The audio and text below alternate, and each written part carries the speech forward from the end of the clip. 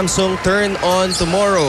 That's head coach Chito Victolero in his second season with the Cardinals. He was a member of that MAPUA squad that last won the title in 1991. His assistant coach, Randy Alcantara, and Yong Garcia were also a part of that team.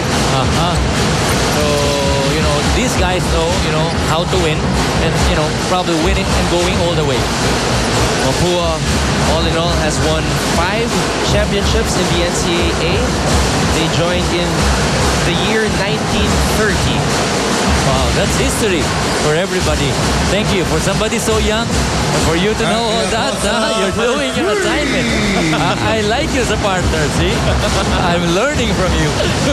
And I'm liking this game right now because Maki Acosta just knocked down a 3-point shot, and he's getting physical down low with David Semerat. And David decides to take a shot. Well, that's one thing that I think MAPUA has to do here. They cannot back down, when the big guys of San Beda start manhandling them. Acosta again for 3, no.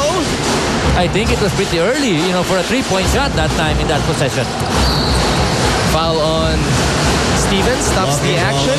Who was trying to force Borgie Hermida to go right. Let's take a look at this 3-point shot by Maki Acosta. But that was earlier. That was earlier, not the last one he just took. 8 points for Maki Acosta. Knocked down 1 3-point basket in the first quarter. Another one on that replay.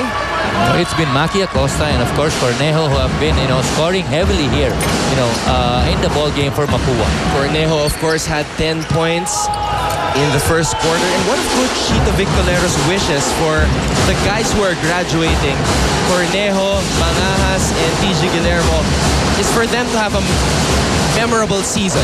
Well, definitely. Everybody wants to exit, in a good way. And that's the best way for you to be able to exit. See, if you were a senior. Mark Sarangay inside to Stevens.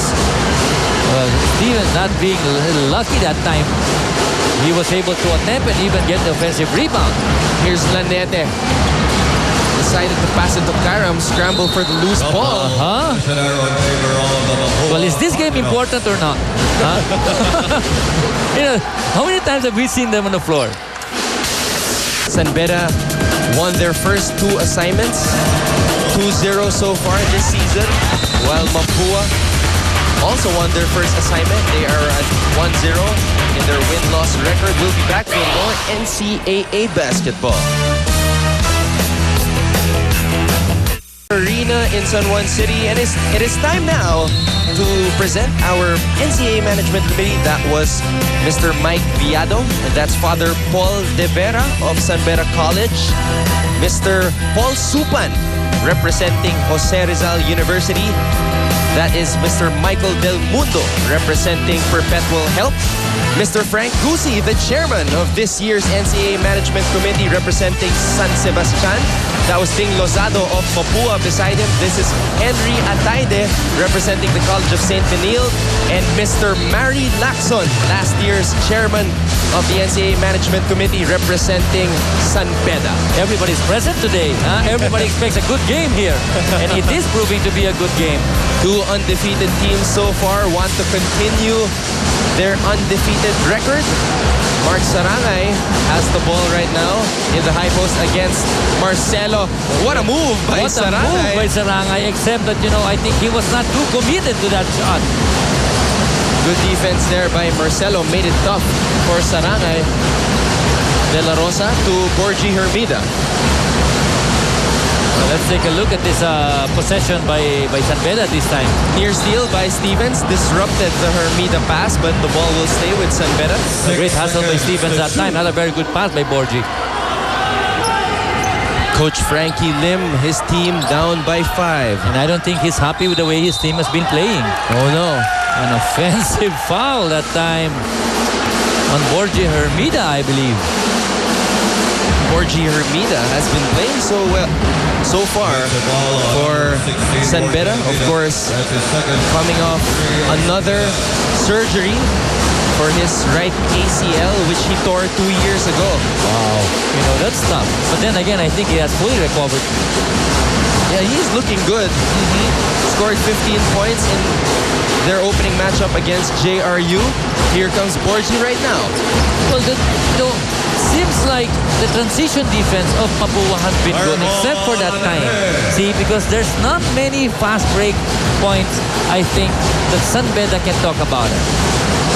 San Beda has cut the lead down to 3. Coming up on the final 2 minutes in the first half.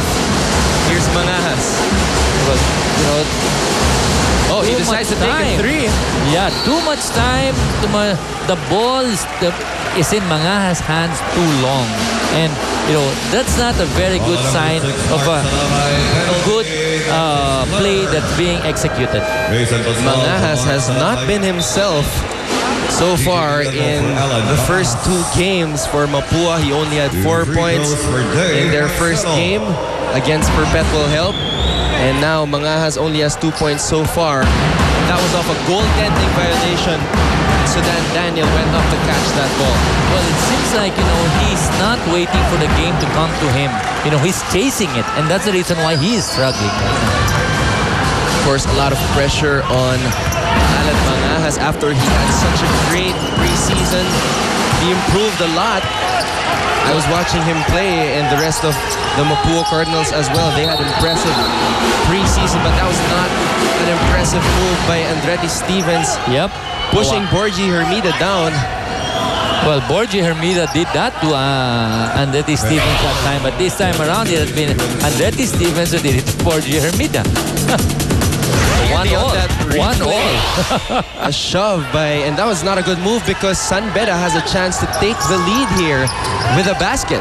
Well, the referee is allowing this game to be physical, you know, and that's how this game should be played, you know.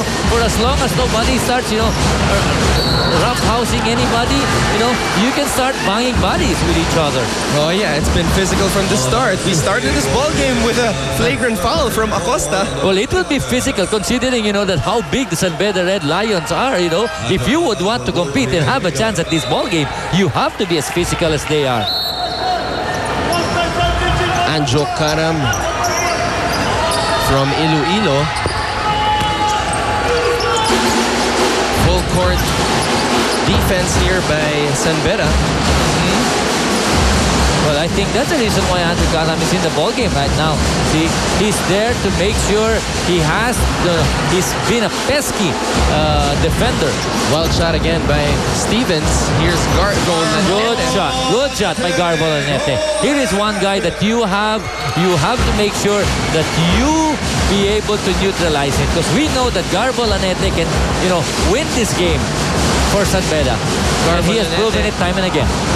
Part of that San Beda champion team that won in NCAA season 83 and season 84. There's one guy who knows exactly how to win, that's Garbo Lanete. And before that, 3-point basket by Jason Pascual. We have a foul underneath. Coach Gito Victorero signaling that he wants the basket to count. But let's see who the foul is on. If I'm not mistaken, it's against Cornejo.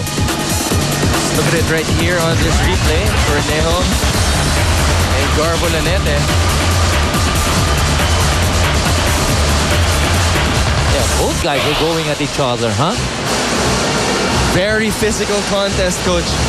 Yep.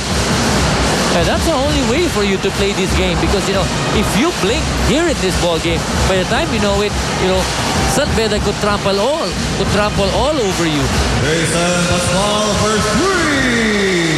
So the 3-point basket by Jason Pascual will count to give MAPUA the lead after San Beda.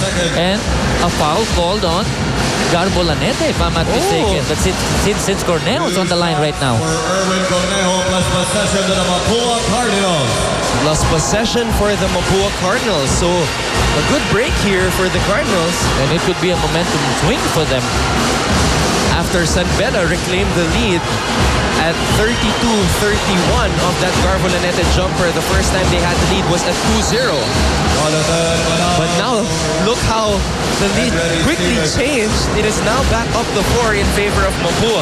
And I believe that MAPUA is still executing better than San Beda. I think that, that's safe to say. Because right now, I don't think Coach Frankie Lim likes exactly what he sees on the floor, with regards to the execution of his player. Jonathan Banal back in the ball game for MAPUA. Recovering from a torn left ACL, he suffered almost